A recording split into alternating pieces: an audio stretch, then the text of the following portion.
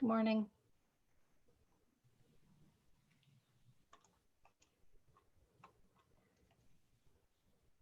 Hello, we'll give it just another minute for everyone to join.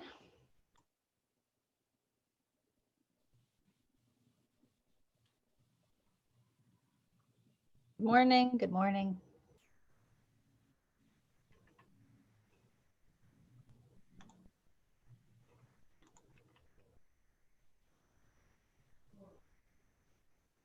Good morning. All right, we will start. We're going to start today actually with the instructions in Spanish. Then I'll give them in English, and then I'm going to start the translation. We're going to try it in a different order just to see if we can work out the kinks. All right, Ava, do you want to begin? Hola, buenos días a todos. Para las personas que hablan español o prefieren este webinar en español, por favor no se olviden que para empezar el audio tendrás que ir a las herramientas en tu pantalla, sea tu computadora, tableta o celular. Hay unas 3 burbujitas en la pantalla o una caja de herramientas arriba o abajo. Oprime esas 3 burbujitas o la caja de herramientas, vas a ver la opción de interpretación, interpretation. Tendrás que escoger español, Spanish. Después de marcar español, puedes apagar el audio alrededor.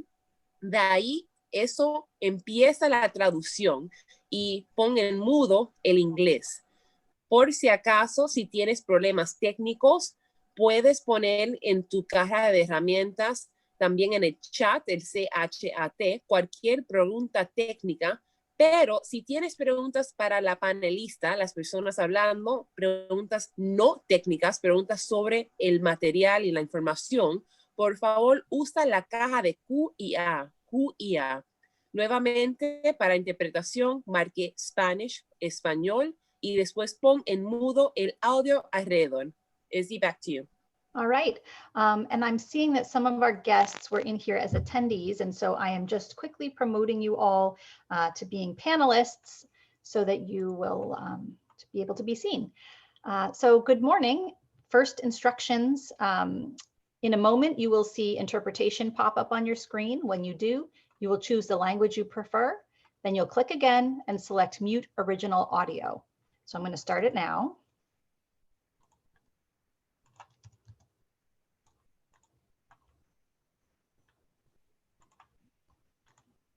All right, and English and Spanish interpretation available should have popped up on your screen. If you click the globe,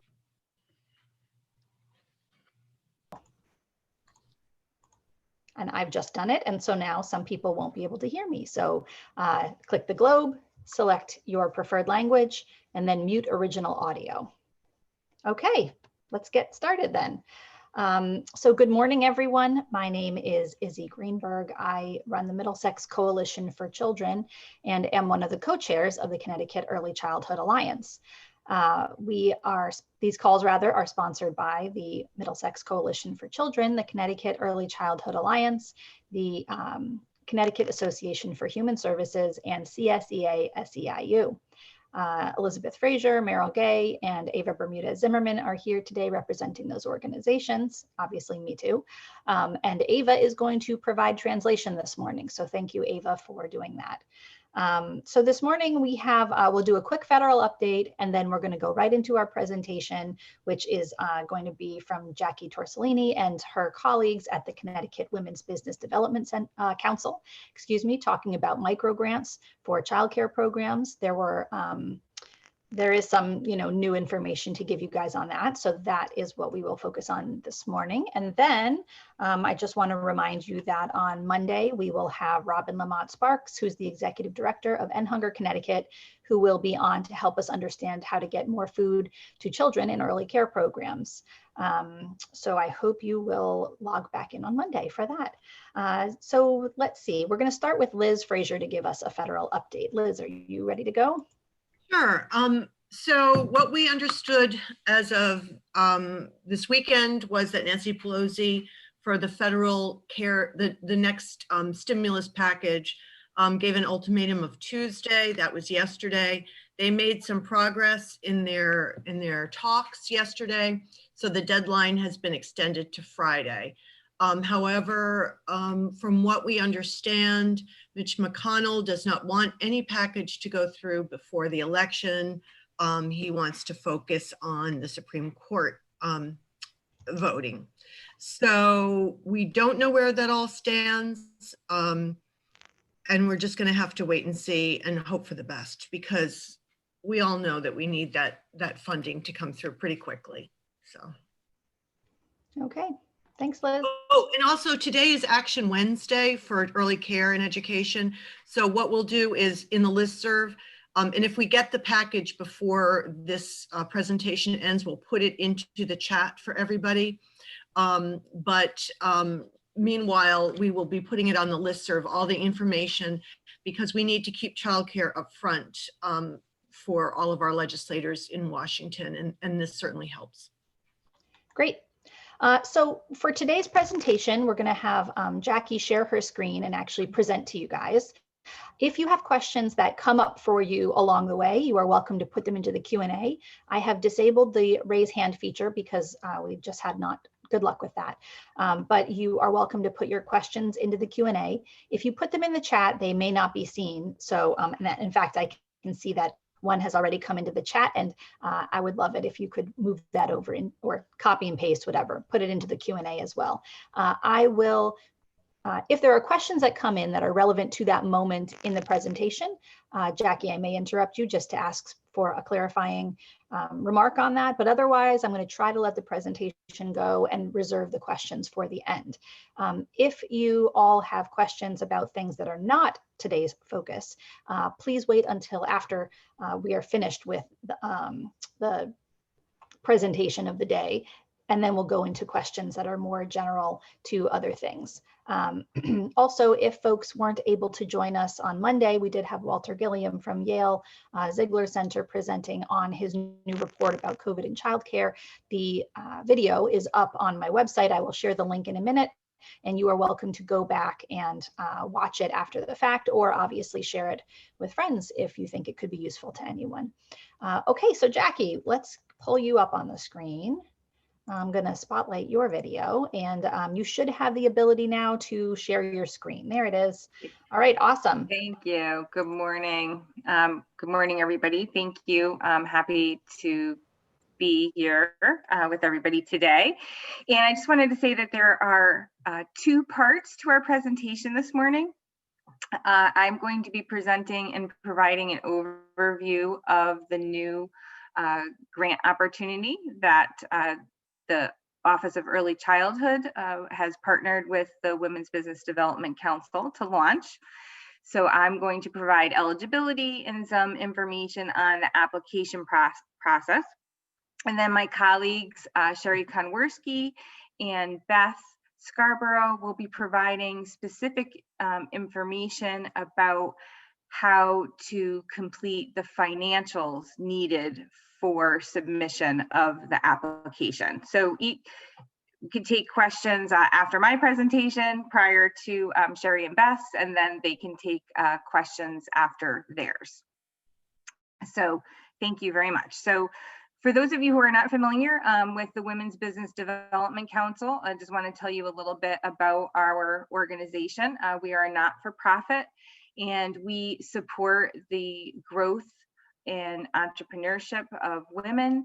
We've especially determined that during this pandemic, women and people of color have been hit harder than many other communities, and we've been focusing on trying to provide as much support as we can to all people involved. And the grant opportunity that I'm going to be talking about today is a wonderful opportunity that has been provided through the Connecticut Department of Economic and Community Development and the Office of Early Childhood.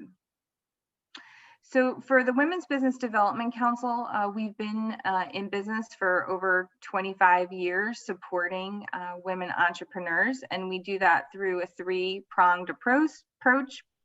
That's through training and counseling, and helping people to better understand their business financials through financial education, and through that financial education, getting them the foundation that they need to be able to access capital in order to continue growth and sustainability.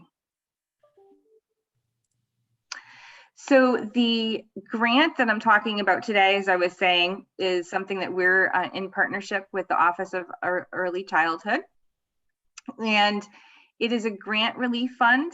So it is not a loan. So as a grant, you will not need to pay it back, but it is considered taxable income. So just remember, if you're approved and awarded a grant, that you will hold a certain percentage aside so that you'll be able to pay the taxes on that when you're filing next year. And the grant monies are going to be between $1,500 and $20,000. The main purpose of this fund is stopgap funding, which means it's really geared to businesses who are in jeopardy of closing in the next 30 to 60 days without some type of financial infusion. So we've had people asking, you know, if they're fully functional and they are not really in an immediate need for funds, should they apply? And I would say I would wait to apply. If you're fully funded and everything is running well, your application would be put into a separate group, and because the funds are really being held for businesses that are in jeopardy of closing, and we will find that out through the application process and the financials that you provide to us. So we are administering the grant. We've come up with the eligibility criteria along with the Connecticut Office of Early Childhood and how the funding should be used and the eligible use of funds. So the first thing that we want to point out is this grant fund opportunity is available for licensed providers only. And you have to have been operating as of January of 2020 of this year. So unfortunately, if you were brave enough to open a child care center anytime during this COVID period, this funding opportunity is not available to you.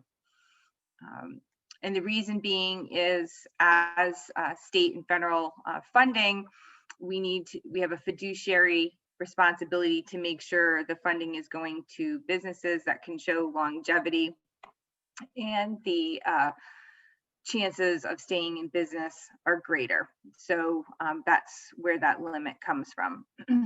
We're looking to provide the grants as another criteria to businesses who were running at 80% enrollment or higher as of January or February this year. So I want to qualify. If you started in business in January or February this year and you meet the other criteria, which is the 80% higher enrollment, please apply, and we will see, you know, based on the other criteria, if you are eligible. If you were in business in 2019, we're looking to see that you did turn a profit. If you are a certified nonprofit, then you do not need to meet the profitable threshold, but we do need to see that you have been at least at break even so that you're not running at a loss. And we're looking to see that you have some type of process that you use to track your business income and expenses. And we do put in there, we're very liberal because we want to include as many people as possible. And I think one of the main things about this grant and about the partnership between the Women's Business Development Council and OEC is that we want to provide you with a foundation to create the most stable business that you can. So even if you're currently using the shoebox method or just your bank statements to track income and expenses, that's perfectly fine. We will work with you, and we're going to work to help you improve your business operations and really have you understand why it's important to develop a system. And so we'll help you with that. Eligible use of funds. So the funds can be used for these following items. And the blue arrows are really in relation to home care providers, so family child care providers who are working out of their homes. We're looking that we would be able to assist with the funding, and it would be a percentage of those overall expenses based on the percentage use of your home for the business. All right. So now the other piece, and I apologize, I missed it on the prior slide, is that when we're looking at who through their application, we are going to prioritize, as I said, businesses who are financially unstable and need this funding to remain open. And the second criteria that we're looking at is, in addition to that, is the number of slots. So if you are a child care center, your overhead is more expensive, you're caring for more children, or you have the possibility to take on more children, the grant funding that you receive is going to be based on the number of your licensed slots. So the same thing with the home care providers. So the larger the business, the larger your expenses, and therefore that's the associated way that we'll be determining what amount of grant funding is available to you. So now back to the eligible use of funds. As I was saying, for home care providers, it would be a percentage of your home expenses that can be related to the business. For all others, if you're a group home or a child care center in a facility that is rented or owned by the business, then those expenses would be fully considered. In addition, eligible use includes payroll, personal protective equipment that might be needed. As the slide shows, the nurse medical consultation. If you're in an accredited program, you could use the funding to pay for your accreditation renewals, and also the required COVID-19 infrastructure. And that those eligible use of funds when you get into the COVID-19 infrastructure are limited to anything that helps with COVID-19. So that could be an air purification system, standalone air purification system. If it's additional, say, plastic barriers that you need to put up as separators between rooms.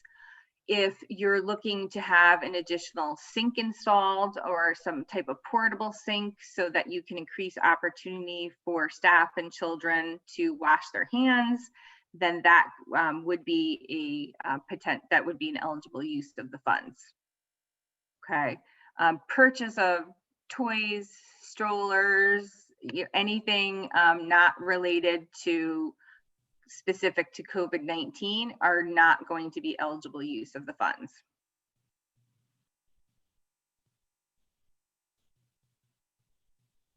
So we are closing out the grant as of December 10th, meaning we're not going to be accepting applications after that. So I just wanted to bring that to everybody's attention. And this slide just really goes over what is the process of what a provider needs to do in order to access these funds.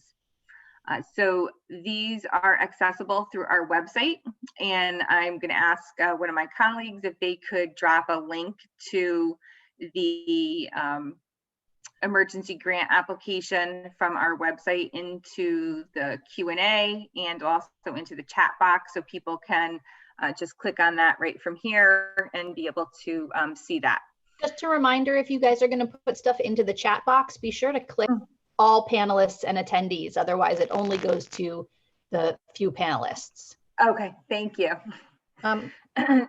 So we have the grant application online, which I'm going to show you in a moment.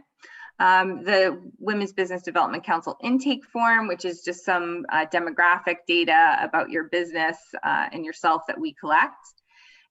Evidence of planned use of funds. So this would be receipts that we'd be looking for to justify the expenditures. Specifically, if we're talking about rent, mortgage, or utilities, we'd want to see a current or past bill showing what the costs are that you're looking to cover.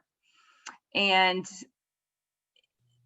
a small explanation. So if you're looking to purchase an air purifier for your home or facility, just the number that you're looking to purchase, and we could look at what type of purifier and get we kind of have an idea, because we've been doing some work with FEMA on what are necessary for air purification systems in homes and as well as in childcare facilities.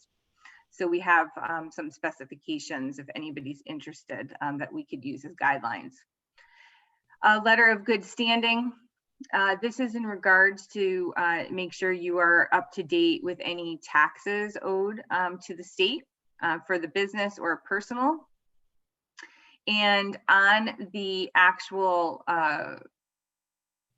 website, you'll see links to all of these different things. So you will not have to go around searching for where you get your letter of good standing from the Connecticut Department of Revenue Services. We have a link directly to that so that you can just go in and get that information yourself. If you are a nonprofit, this letter of good standing does not apply to you because you do not pay taxes. Then, Jackie, would you just go back one slide real quick? Sure. Is this so eligible? What isn't acceptable to ask for in the grant? Is that on one of these slides? I think I just spoke to that. Okay, I wasn't sure. Okay. Yeah. Just reiterate one more time. I'm sorry. What isn't eligible to ask for, and I'm going to type it into the chat because that's sure. So things that are ineligible would be toys, strollers, play equipment. Those would not be eligible uses of funds. Thank you. I'm sorry to interrupt. Go ahead. No, no worries. That's an important clarification. So letter of good standing, that's where I left off. Balance sheet and profit and loss statement. So this is the subsequent presentation that my colleagues Sherry and Beth are going to be providing, are going to give you an overview of what is a balance sheet, what is a profit and loss statement. They have a great presentation put together, and the templates that they use in their presentation are actually on our website so that you yourself will also be able to use them. So you don't have to create this on your own. You'll just be able to fill in the data and they'll tell you more about that. In addition, we'll be just looking to have you provide some portions of your tax return to us. We're asking that any supporting documentation be sent to us in a PDF format, not as a picture or JPEG. Just it's difficult for us to work with those. So PDF or even a Word or Excel document would be much more preferred than anything in JPEG. So any of these, your IRS tax return form 1040, and then any associated forms. Each of you will only have one of those forms, either a Schedule C, a Form 944, or Form 990. They're not, those forms differ depending on what your legal business structure is. So don't look at that and be intimidated that you need to come up with all these forms. They don't all apply. Only the Form 1040 plus one of the other forms would be applicable. And then proof of work done. So that would be, this is in relation to a consent order. So if any of the programs are running under a consent order, we would need to see what you've done to be in compliance with that consent order. If you don't know what a consent order means, then that means you probably do not have one. So no need to worry about that. Jackie, can I interrupt again? Yes. Real quick, there's a bunch of people asking if any of these documents, FAQs, or presentation otherwise is available in Spanish. Yes, that's a great question. So we're in the process of having everything translated right now. So we're hoping by the end of this week to have them, or the beginning of the following week. And these will be reviewed in batches. So, don't think if you're not getting in today that, you're going to miss out on the funding, because it's going to be based on financial need. So we'll be separating out the applications based on that financial need. Okay, what time is this due by on December 10th? It could be by midnight. It could be the end of the day. That's fine. Okay, and then also, can you speak again about the letter? Is the actual letter on there that can get copied? Is this or how the letter of good standing? Is that what you're in reference to? Think so, yeah.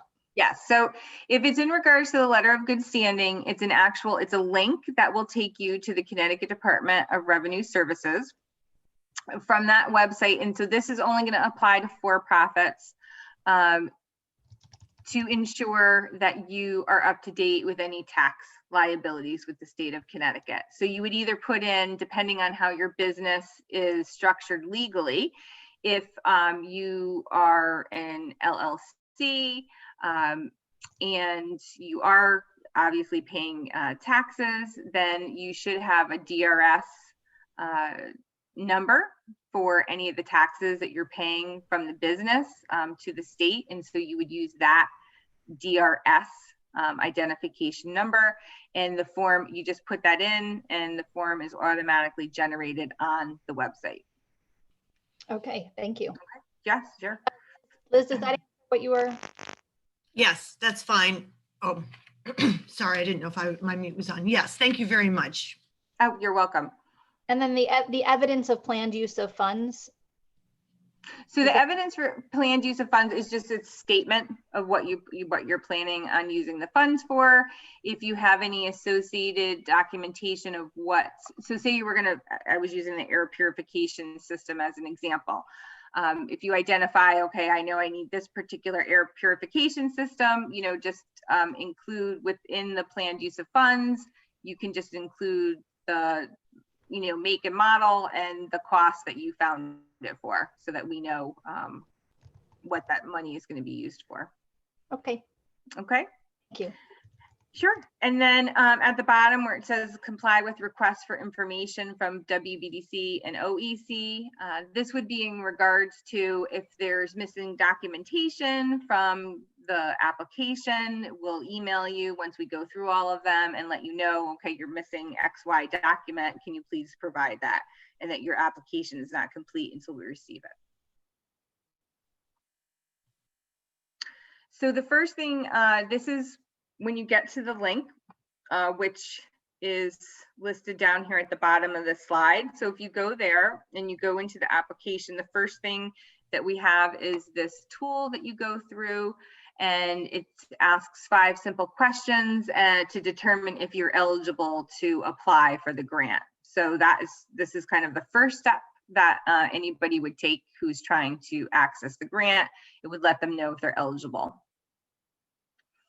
Once you go through this, if it determines by your responses that you're eligible, it will take you right to the grant application. Okay. So the grant application is an online application. The unfortunate fact is that you cannot start it and then save it. So there is an ability, and this is where the orange arrow is pointing to, where it says click here. You can print off the application so that you can see what information that you need to gather in order to complete it. And then you can use that information to go back online and complete the application in its entirety in one time. So there'll be some information that we request on your license number of children, the ages that they fall into. So we have that information. We'll also be asking you to provide us with your rates that you charge, depending on the child's age and whether they're full-time or part-time. If you do the click here, you'll see the entire the entire application, as I said, so that you can gather the information together needed to complete the application. We are also accepting applications by mail if there's anybody who is unable to do this via the computer. Please contact us. We have some contact information at the end, and we can send you the actual application. If we need to send that to you by mail, we can of course do that as well, and then you can return it to us. So this is one of the additional forms. So again, there is a link to this form on the application, or I'm sorry, on our website. So you would just click on the link. It will bring you and open this client intake form up, and you just complete this. This is information that the WBDC gathers in order to provide back to our funders, which would be the Small Business Administration, as well as some other private and public grants. The one thing I want to point out is your individual information about yourself and your business is never provided to anybody outside of our organization. What we do with this information is we aggregate it so that we can say we've worked with 100 female entrepreneurs this year and 50 male entrepreneurs this year. And out of that, we've worked with 20 Latina entrepreneurs. So we would never provide any of your individual or business financial information outside of our organization. And as far as information that goes back to the Office of Early Childhood, the only information that we provide back to them is going to be the fact that the name of your business and the amount of grant you will have received if you are approved. That is it. So we just want to make sure you feel comfortable sharing your information with us and knowing that we take it and hold it as extremely important, confidential, and will not share with anybody else. All right. So part of this is really kind of a launch off to a larger program that the Women's Business Development Council is putting together. And that is a business health program. So it's an initiative to provide businesses within the childcare industry a longer term program to help them improve their business health. And in conjunction, what we're doing is, so anybody who's awarded a grant, part of the agreement is when you accept the grant money, is that you would have to participate in this program. And it's geared specifically to the childcare industry. So the Women's Business Development Council has worked with the childcare industry previously. We work with many other industries, but what we've done with this program is geared it specifically to the childcare provider audience, so that it's specifically relevant to your needs and the concerns that you're facing at this point in time and in the future. So what that would consist of is a business health assessment, which is something that will be easily done once you put together the financial data that will be part of your application process. In addition, over the next 12 months, we'd be having you connected with myself or one of the other business advisors within the WBDC to help you work on whatever the action plan is that we've identified for your particular program and how to make you as healthy a business as possible. In addition, I want to point out that through this longer term program, there are also going to be other types of incentives that are involved with that. So that could be technology, how, if we're going to work with you on how to improve your business operations, but you don't have a computer or you don't have the proper software program in order to help you manage that business, those will be incentives that are included in this program. Okay, so those will be in addition to the grant money that you're receiving as an awardee through this program. These other incentives are in addition to that. So that would include one-on-one monthly sessions with a business advisor. Again, part of this is when you see the process that Beth and Sherry are going to take you through and the financial statements, we don't want this to be just a one-time shot for you. You know, we want you to better understand the financials, be able to feel comfortable creating and understanding what those numbers mean to your business. Okay. And so that's where this is all, you know, this is all stemming from. And in addition, we're going to have scheduled trainings that will be group trainings that will go over different pertinent business topics for child care providers. And we would be looking to have you participate in those as well. And in addition, if you don't currently have a separate business checking account, it's not required for you to have one in order to apply or be awarded a grant, but it is something that there will be some type of incentive for you to have a separate business checking account, because it's considered a business best practice across every industry, including childcare. And lastly, but certainly not less important than any of the other items I've mentioned, as we're looking to work with businesses who are committed to remain open. And obviously, we all know at this point that things are shifting constantly with the economy, because of the pandemic. So certainly, if a business were not able to survive this unfortunate time, we would not hold them responsible for paying the grant money back. We just want to know that the businesses we're working with are committed to remaining open. So are committed to working with us to see that happen. And then the submit quarterly financials, that would just be the balance sheet and the profit and loss. And depending on your business health assessment, it may be some more documents, but again, the purpose of this is to provide long-term training and understanding of business operations. So that's how this is all tied together. And then lastly, we'd be looking to have you provide some type of statement of impact of, you know, how these funds helped you, so that the Office of Early Childhood and would understand how the funding worked to support your business.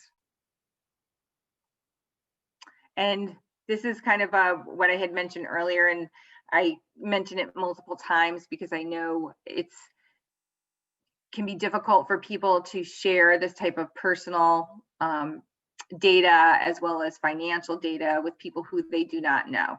And you know, it's easier to do if you already have a prior relationship. Some of you, we may have that prior relationship, but I know many of you, we do not.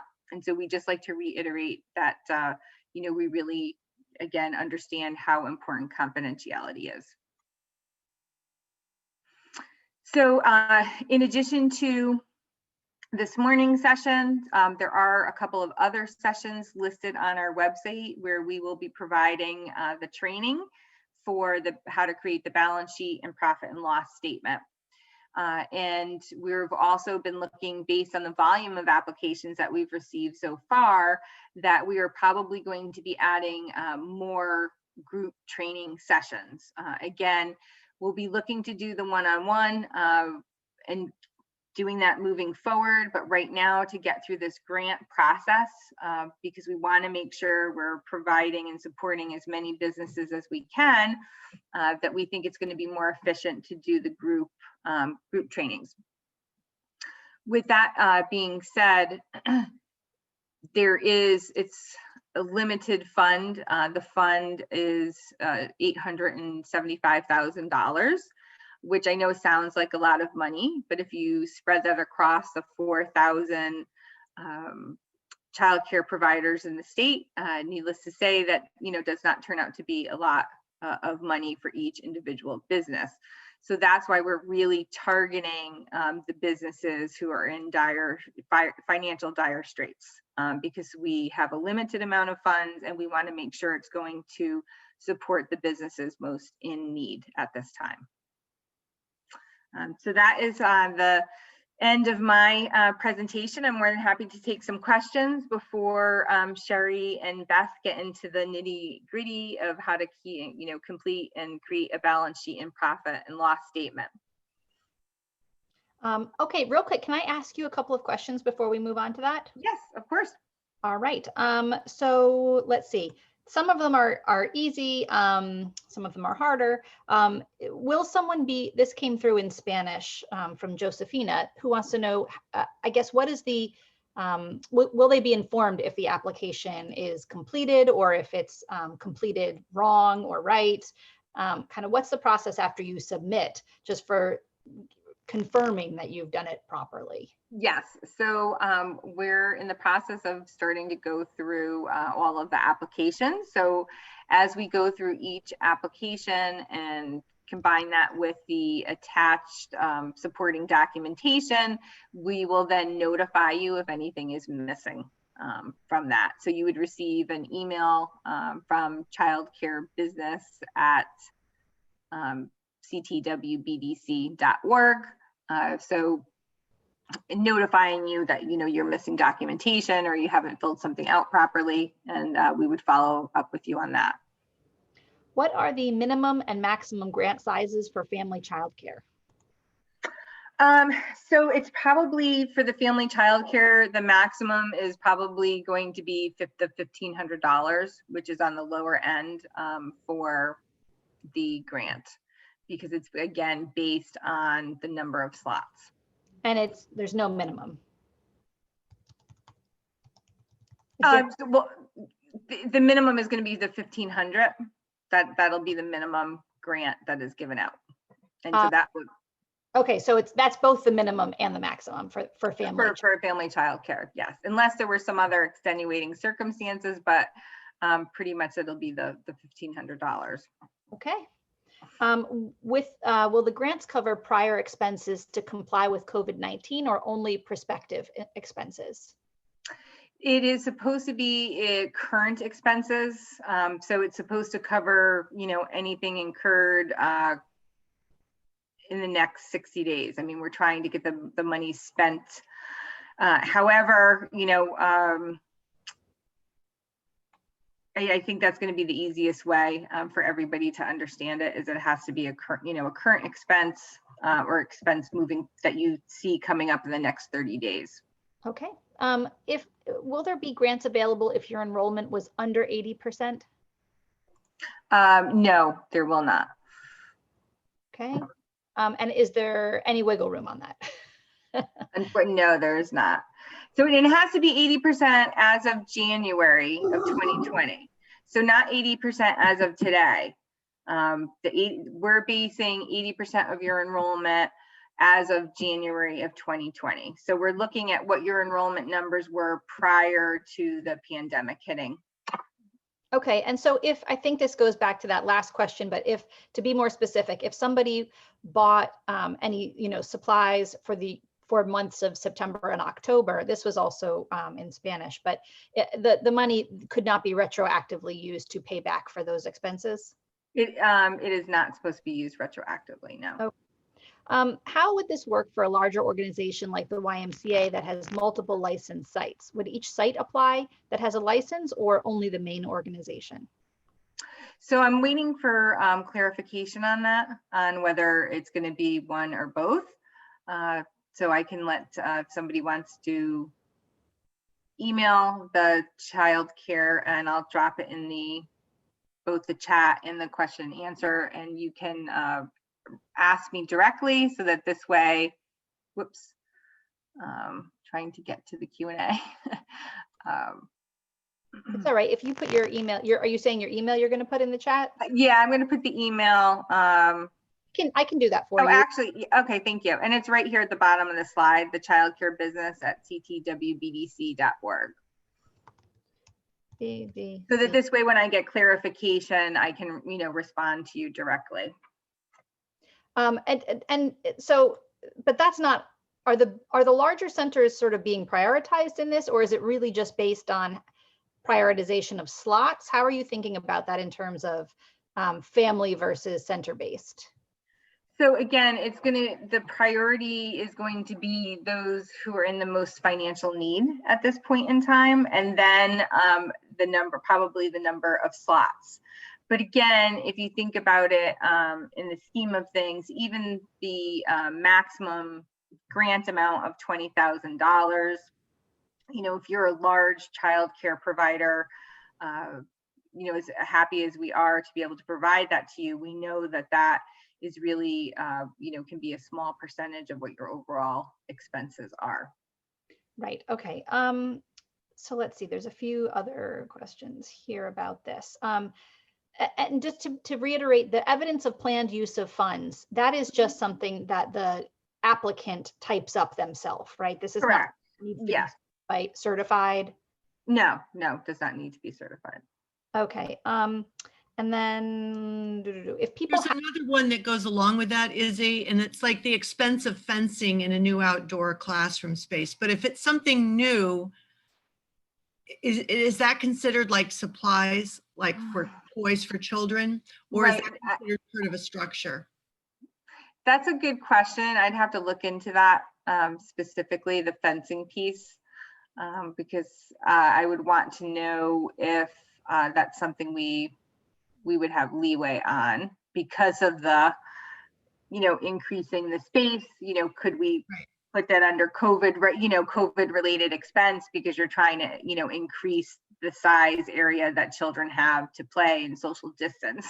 Yeah, a lot of providers are trying to make new outdoor classrooms and new spaces, kind of partnering with that. Can you use the money to fix a heating system? Or let's say you need HVAC improvements to get more fresh air intake. Or, what about the flooring, things like that, that are. So, it wouldn't necessarily the HVAC, I could see that because again, you're talking about air quality. So that would be potential eligible use of funds. Flooring, no, because it's not related to COVID, Okay. So nothing that isn't related to the COVID. Well, I think there were some providers who took out carpeting early in the pandemic because it seemed that would be a way where, that would be a place where potentially it was spreading. So if they needed to replace, they may have had a bare floor after that because they couldn't afford to put a new floor in, and concrete, let's say, seemed better than carpet in terms of safety. If it's related in that way, would there be wiggle room? I would have to check into that. Okay, sounds good. All right, so should I keep going with questions, or do you want to get through the other part of the presentation and then come back to these? I think that based on timing, I'm going to let Sherry, because this goes until we have until 11 or a little before 11 and with questions. So Jackie, maybe while Sherry's presenting, would you be willing to go into the Q&A? I bet you can type in the answer to many questions. Absolutely. Great suggestion. Great suggestion. So let me stop sharing my screen. I will hop into the Q&A and answer any outstanding questions. Great. And then I guess, let's see, Sherry's going to share screen. Yep, great. And also, I guess for all of our panelists who are here today, if you guys can answer any of those Q&A questions, and also I think there was some things coming through in the chat. So, just if you've heard the presentation before and you want to be monitoring the chat or the Q&A, there's certainly things you'll be able to answer that I can't. Thank you. Absolutely. Hi, everyone. Thank you. I'm going to just recap really quick the paperwork that is needed for the application process, and then I'm going to talk about the part that Beth and I are here to discuss. As Jackie had already gone over, one of the things that you need is the completed application, the intake form. And when you get a copy of this presentation, the things that you see underlined in here are hyperlinks that will take you directly to that. Or in Jackie's presentation, there was actually the name of the link to go to. You will also need to submit the application. You can do that online or by mail. You need to provide the evidence of the planned use of funds. This is also something that Jackie mentioned. If you plan on using it for normal expenses, if you have utility bills to show us what those utility bills are in the past, if you have an estimate on the air purification or other items that you are adding to your business, having that documentation, estimates or prior purchases of those items that you will be continuing to buy, that will help us to make our decision. The letter of good standing from the Department of Revenue Services. And what we are here to discuss today is the profit and loss and balance sheet. And then you must also provide the tax information that is listed on that final bullet. One of the things that I want to make it clear, if you are from a business that has a formal accounting system, such as QuickBooks or some other formal method, the reports that we are talking about are things that you can most likely print directly out of the software that you are using for your accounting needs. However, if you do not have a formal accounting system, we have templates available that we are providing to you for you to be able to do this manually. We are trying to make this available to everyone of any size that they happen to be, but it is information that we need. So we are going to try to train you today when you do not have a formal system, how you need to create this information. So the financial statements that we are going to talk about today are going to be the profit and loss and the balance sheet. These are standard financial statements that every business needs to have. We'll go to the first one and we will talk about a profit and loss. And I did see that there was a question in the question and answer of how do we define profit? We define profit the same way that everyone else does, which is your income minus your expenses, and anything that is left over. If it is a positive number, that is profit. If it is a negative number, that is loss. So for instance, if you made $20,000 with your business, that was how much your income was. However, you spent $19,000 in expenses, whether that be food for the children, toys, renovations, whatever those things were that you were doing, you had $20,000 in income, $19,000 in expenses. That would mean that you only have $1,000 left over, but that $1,000 would be your profit. If, however, you had made $20,000, but your expenses were $25,000. That means that you would have a loss of $5,000. And I'm going to talk about this in a little more detail on the next screen. But as we say here, what is income? It is the sales revenue. It is what people are paying you for providing your services. And the expenses, if you have employees, it's your insurance, it's materials you may buy, it's art supplies or whatever you're buying for your activities with the children. All of those things are included in your expenses. So here is a sample of a profit and loss. Now, it looks really confusing, but it's really not. We have done everything for you other than what is in green. And this template, and again, this template is only used if you do not have a formal system. And from reading some of the questions in the question and answer, it does appear to me that some of the people that are on this call are not family daycare. They are the larger childcare centers. In those cases, you probably have a formal accounting system. You can probably print those things directly out of your software. If, however, you do not, this is how you are going to track it.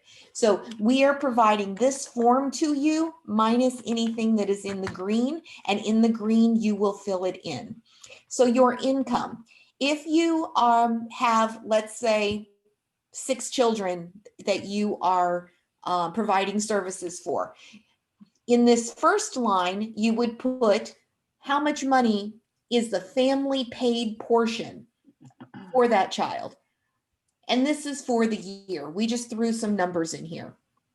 And then the child 2 and 3 and 4. And if you don't have a 5 and 6, as you would see in the 2018 column, there would be a 0 number there.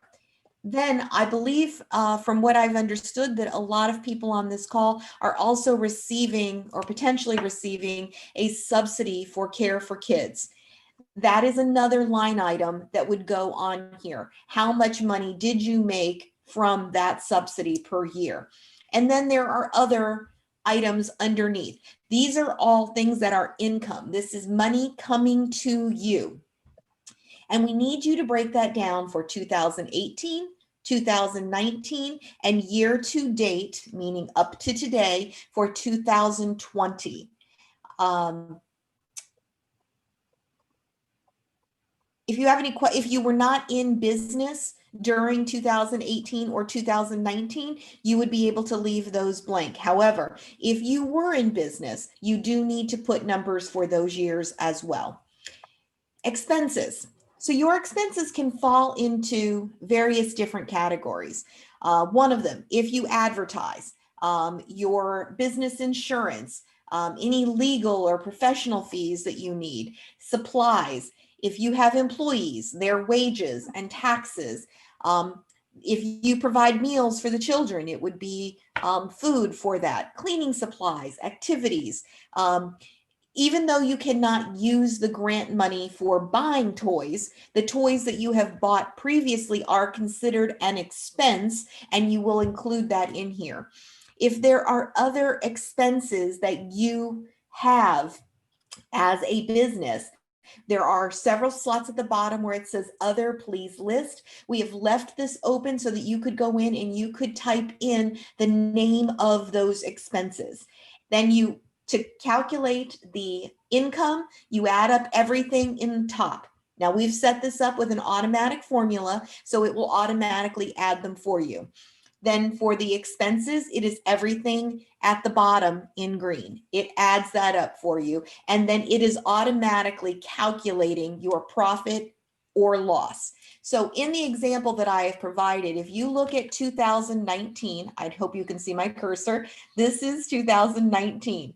So this is saying that I had an income of $13,325 in 2019. My expenses for that same year added up to $8,915, which is telling me that I have a profit or a loss. This number is my profit. This is $4,410. Now, generally the way that a loss is displayed is where it has these parentheses around it. So we gave you a couple of examples. If when you do your numbers, it has these around it, that means that was a loss that year. This year I had a profit. So far in 2020, I still have a profit, but it is much lower than I had last year. And that's probably typical because of going through COVID. Izzy, are there any questions at this point that I should address before I go to the next screen? I think that you're okay for now. Okay, great. I will go to the next screen. The next screen is the balance sheet. And some people can understand the profit and loss a little easier, but some people do have trouble with a balance sheet. So I'm going to try to explain this in the most simple and easy way. A balance sheet is trying to calculate three things: your assets of your business. Your assets are the money you have in the bank or the money that is owed to you by your customers or from any subsidies that you are getting. Your liabilities, that is money that you owe to other people. It could be maybe you bought an outdoor toy, a play set or something, and you had a loan on that and you were paying that back. That would be a liability. If you have a credit card for your business or a credit card that you have put business expenses on, the amount of those expenses to be paid is considered a liability as well. The owner's equity is basically the difference between those numbers. So the formula is assets, and you can see this at the top of my screen, assets, which is this, is equal to the liability plus the owner's equity. And hopefully those are all positive numbers. So here, if I have a business bank account and I have $400 in that bank account, and I have $200 that is owed to me, let's say it is a parent that was supposed to pay on the 1st, they did not pay me yet, that money is due, the amount that is there that they owe you goes in that field. If you billed, I believe from my understanding, you bill Care for Kids once per month. Once you have billed them, but yet have not yet received that money, that is money that is owed to you. That is what we call accounts receivable. That number would go here. These numbers will automatically add together and come to here. Then under liabilities, you will list what those liabilities are. And again, this is money you owe to other people or on credit cards. Credit card is still just like another entity that you need to pay. So the amount of money that you owe as a business to others, it will then calculate the equity. So in the case of, oh, and I should note the dates here. So we need this information just like we need it on the profit and loss from 2018, 19, and thus far for 2020, if you were in business in 18 and 19. The way to do this is to use the information as of December 31st of that year. So if you have a business bank account, you would then put the amount that was the balance in that account on the last day of that year. And then you would put in how much money was owed to you by others on the last day of that year and how much you owed to others or on business credit cards would go down here.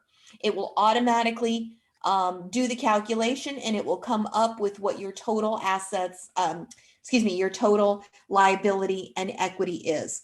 I hope that that also makes sense. Izzy, should I answer any questions at this point before going on? Yeah, so if someone has, oh wait, it got taken out. I think it's been answered. Okay, excellent. Let me just real quick ask you guys, does anyone, I see that some of the Spanish questions aren't being answered. Does it help if I put some translation in there? So that, or actually you can copy and paste them into Google Translate and then type your answer in Google Translate, paste it back in. That's how I sometimes do it to be sure I'm right. So that would be one, that might actually be easier. Okay. So Thank yeah. you.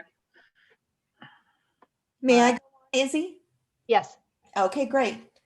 Okay, the next thing is we are doing these as group classes right now. If we find that the need it arises for us to meet one-on-one with someone, we will attempt to do that. But right now we are, because there is so much interest in this grant, we are trying to do everything through these group sessions. And then questions. So we tried to make this very simple. Something I want to show you. I'm going to stop sharing my screen and share again. So give me just a second. This, oh, hold on one second. Let me just pull it up. Okay.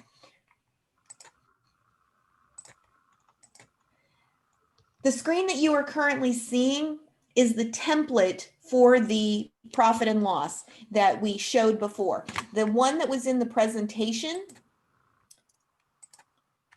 was filled in with some numbers that we put together to just give you an idea of what it needed to look like. This is available for download. Jackie did give you the link on where it is. I also have it in the top of, in that list where it had those 6 bullet points. There is a link there that you can also get to this form and you can fill out your own information. There is also the balance sheet. I think I need to stop sharing and show this again. Sorry. This. And this is the balance sheet. And basically they are exactly the same as what you saw in the presentation. However, these are blank and these are where you will fill in your own information. I'm going to stop sharing the screen for now, and then I'll be available to take questions if there are any that anybody wants to push forward. Are there any questions that have come up enough times in the chat, Beth, Jackie, or Izzy, that we need to address with the entire group? So if you have your own profit and loss template, can you use it, or does it have to be the one that you guys supply? If you were using a formal accounting system, which is where you would get those reports out automatically, you may certainly use it. If you have your own profit and loss, as long as it matches the format and that it is a generally accepted accounting principle for a profit and loss, then you may use that, but it needs to be in the right format. Just having something that is a mishmash, we will not be able to use. Okay. And do you need last 3 years 1040s? Let me go back to the documentation. And it is saying that it is asking for, I apologize, just give me a second here. My understanding is that it has to be provided for 18 and 19 if you were operating in those years. Okay. Let's see. And so it says I will be able to set up an appointment, but yes, that people can set up an appointment to have help with this. Yes, we prefer that they try going through the classes first. We are doing this session a couple of other times. Just because of the sheer volume, we are not sure how many people one-on-one will be able to handle. Okay, and are the applications being assessed by underwriters, or is it a committee? Who's making the decision? So this is a grant. It's not a loan. Typically loans are underwritten. So these applications are being processed through committee here at the WBDC. Okay, thank you. That is all the questions that are open in the One Q&A. more, just a comment, Izzy, and that is, it might make sense for people who are interested to go and download. I think I believe on the first slide on your website where this is located, all the information is located, there was a link to the questions that they were going to ask. Yes. If you get those questions and print them out or put them on your computer, and then you go to one of the group meetings and follow along, I think then you'll have more, you will be able to ask the questions that are concerning you or you're not sure about as you go through all of those steps. Does that make sense to everybody? To just have those questions available for yourself in front of you, just not on the screen. So in the presentation, so that if you have questions, you can ask those questions that you're unsure about, with the questions in front of you that you're going to need to answer. Am I being? Yeah. Yep. It's just a suggestion for people on the line because it's confusing. And if you have the actual questions you need to answer in front of you, you'll be more prepared to ask questions so that when you start to do this, you don't have to keep going back and looking, and that you're prepared is what I'm trying to say. You start the application, as Jackie mentioned, you need to go through the whole thing. You can't start over again. So having all of that in one place and being organized in the fashion of applying will definitely save a lot of time. Jackie, I was looking in some of the chat. There was a question about, I think there was something, this was a question that made it into the chat, but not the Q&A. And it was about organizations like the YMCA, where there are multiple locations, and how an organization like that would go about applying each individually. Here it is. How would this work for a larger organization like the YMCA that has multiple licensed sites? Would each site apply that has a license, or the main Y organization? Jackie is looking. Yeah, that I'm going to look into, and I asked them to email the child care business email address directly, so I know who to respond to once I find that clarification out. I will say this is amazing, having so many people answering the Q&As. You guys got through before I could even read half of them, so that's awesome. If folks have any outstanding questions, please post them in the Q&A, and we have just a couple minutes. We will still get to those. Ava, I think you had some questions, though. I want to allow you time to jump in.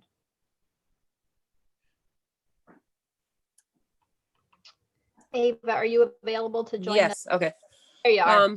So just logistically, there's just been, in the translation, there's questions coming in, and it just seems that I know that you said you're going to translate and you're working on translation, but as the director for the childcare group in home-based group here in Connecticut, almost 50% of their membership speaks another language, be it Spanish, Portuguese. Spanish and Portuguese are the top two. Then we have a large group of Arabic. Then we have a large group of other Asian languages. And I guess my concern, looking at the questions coming in, looking at all the information that you have, is that those people who do not speak English are going to be inadvertently, I want to say push, but it's not your fault.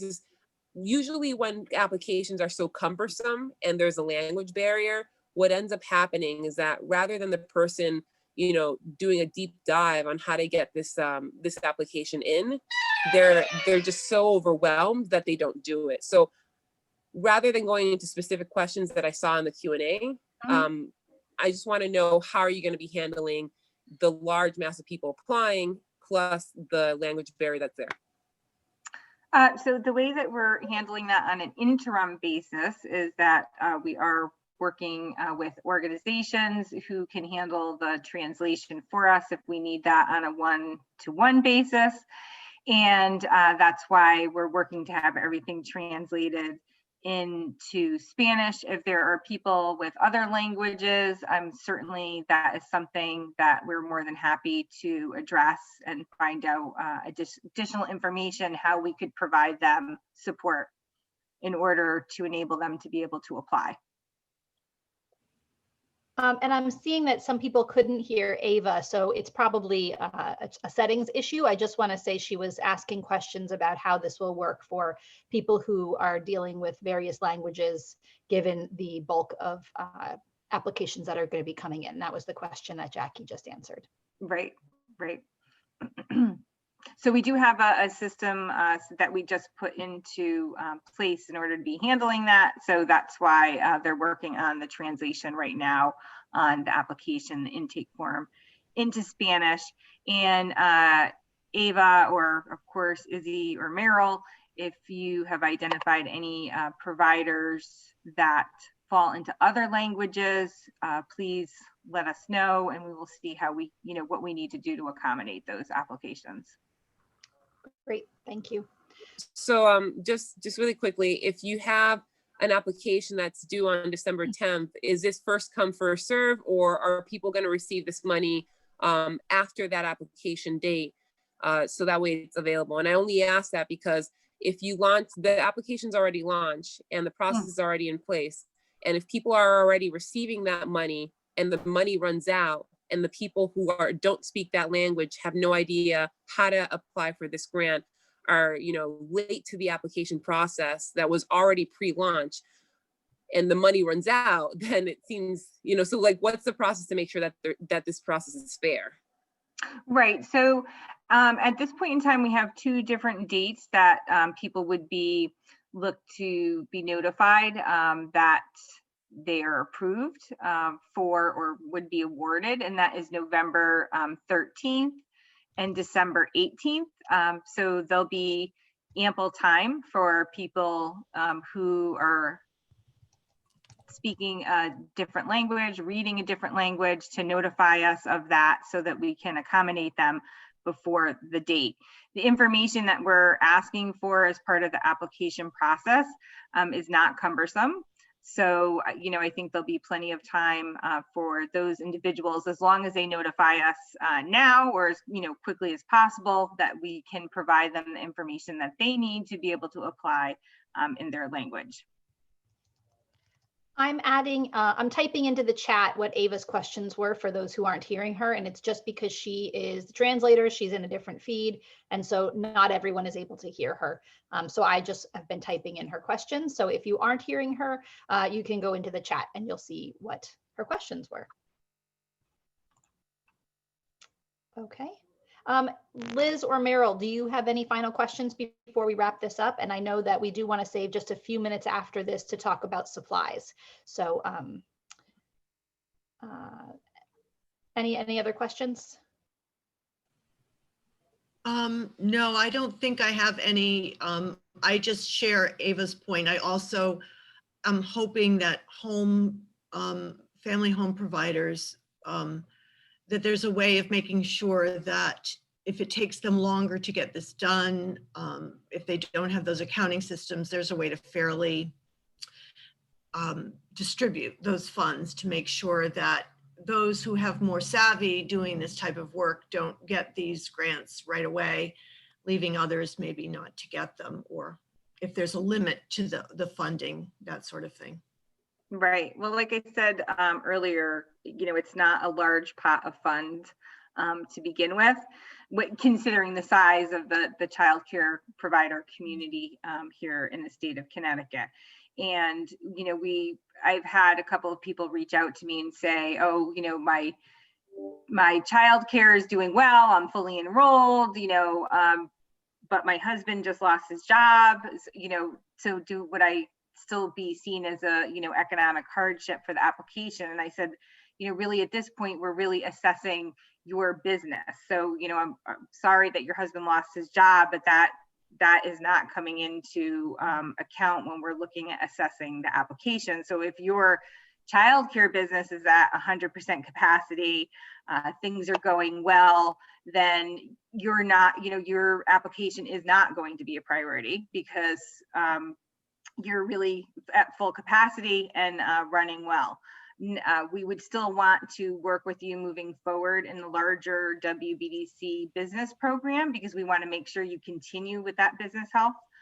But your application would not be a priority for this particular grant. Thank you.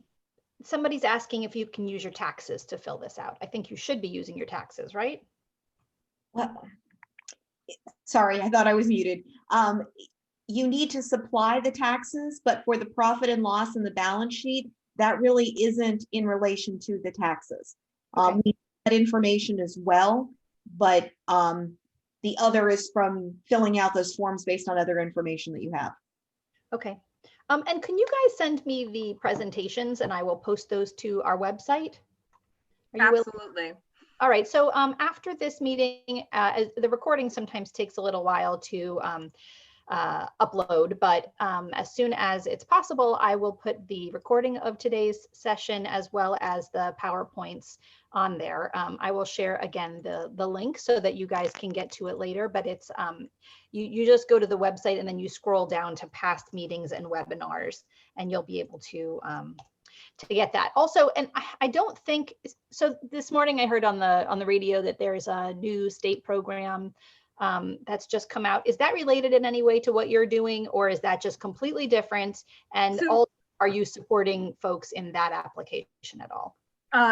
So if you're talking about the newly announced Department of Economic and Community Development Fund, that is a separate grant.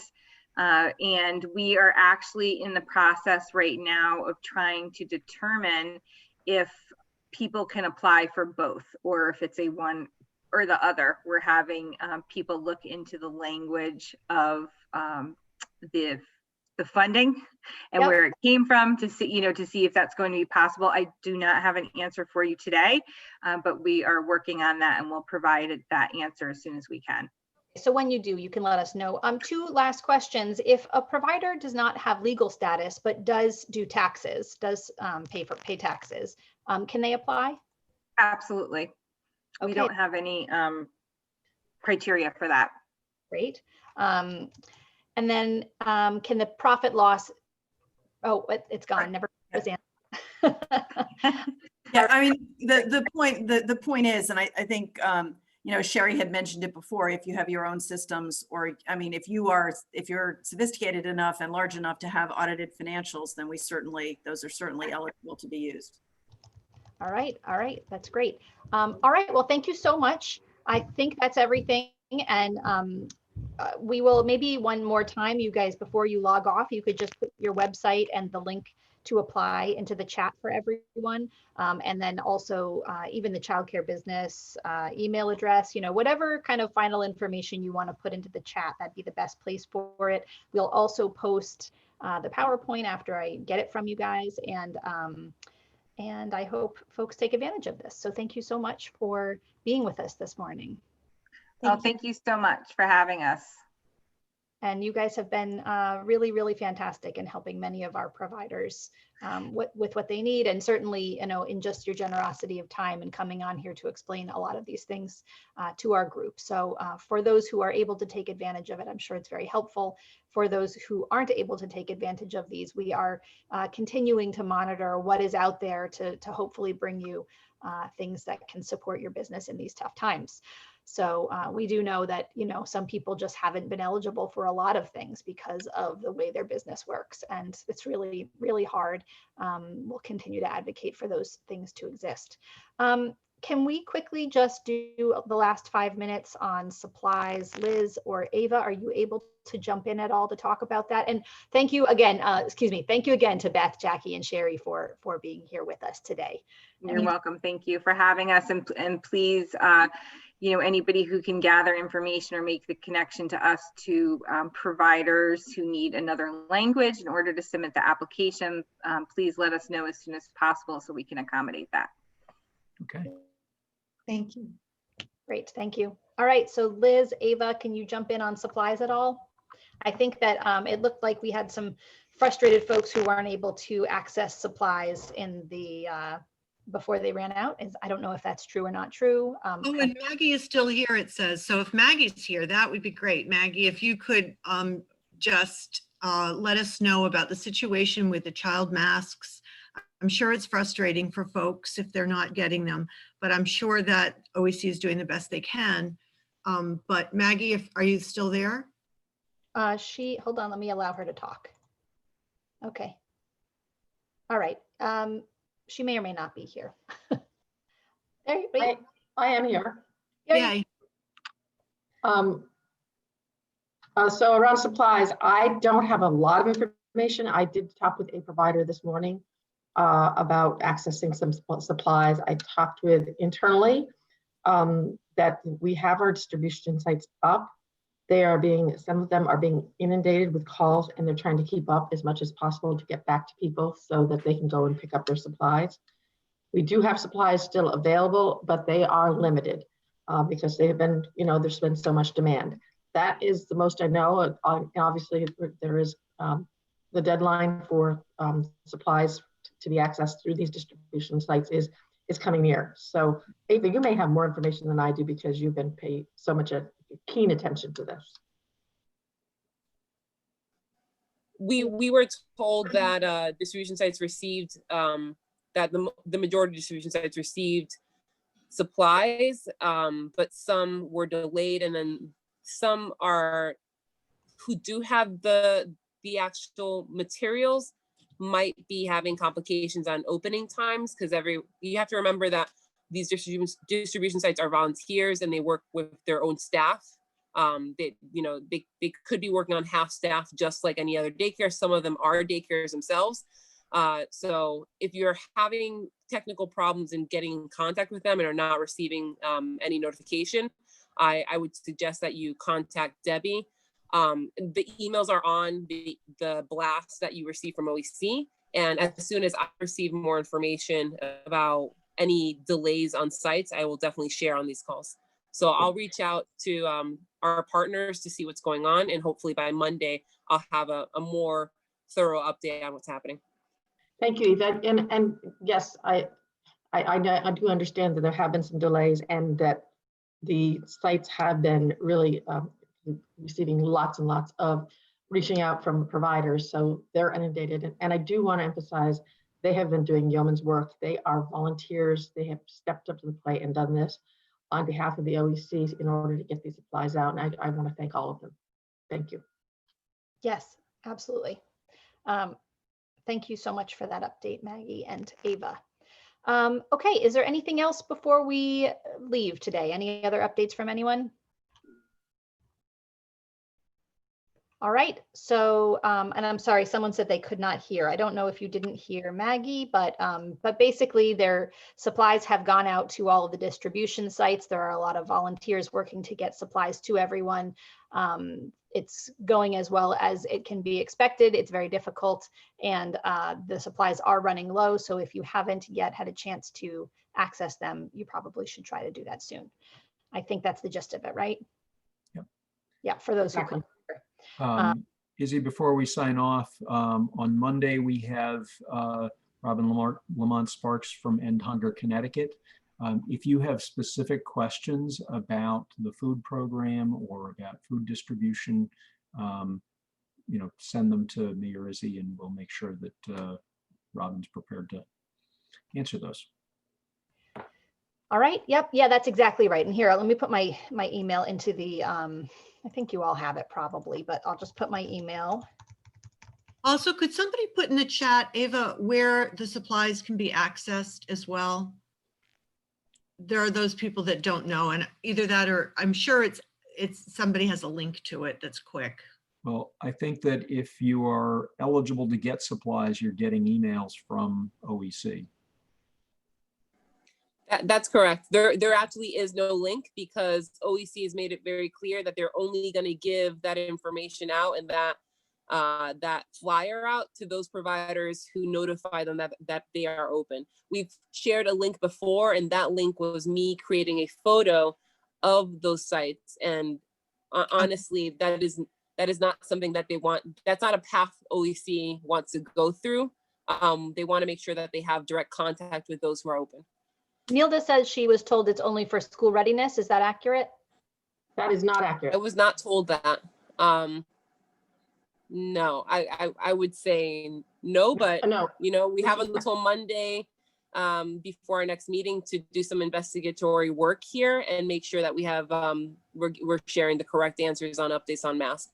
Okay, so she's asking where she can get those in New Haven. So if anyone can put that in the chat, that would be helpful. I'm also going to share, this is a little bit off topic, but since I've been asked for these a few times this week, we were using Minnesota and South Carolina had these great flow charts that were passed on to us by a member about, let's see, let me put myself on here,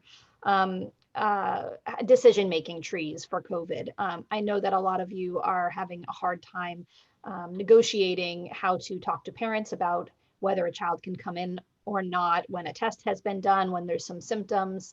I don't believe that Connecticut yet has one of these, although it would be amazing if OEC or the state could put that together. I know we've asked for that in the past, but these are ones from other states that you can be using in the meantime for now. I think that they are actually very useful. So if anyone needs them, I've posted those into the chat. And I also posted my email address. So if you want to get any information that's specific about food resources, I would say the sooner you get those questions to me, the better. And then I can be sure to pass them on to Robin so she's prepared to answer them on Monday. Okay, I think that's it.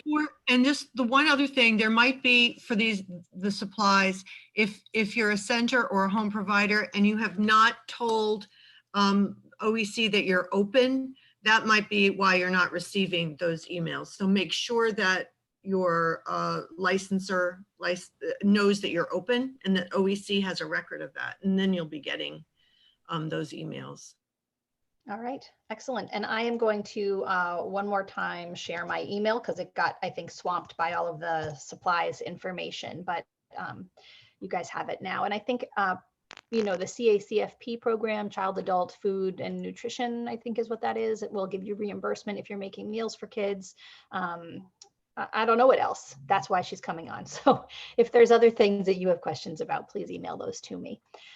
Okay, now we're done really, and it's 11 o'clock. So thank you everyone for being here. Thank you again to our guests and the Connecticut's Women's Business Development Council for being here with us. We will post the recording and their PowerPoints to the website, hopefully by the end of the day. And hopefully we will, hopefully you will all have a wonderful and restful weekend, safe and healthy weekends, and the next rest of your week. And we will see you all on Monday. Thanks so much.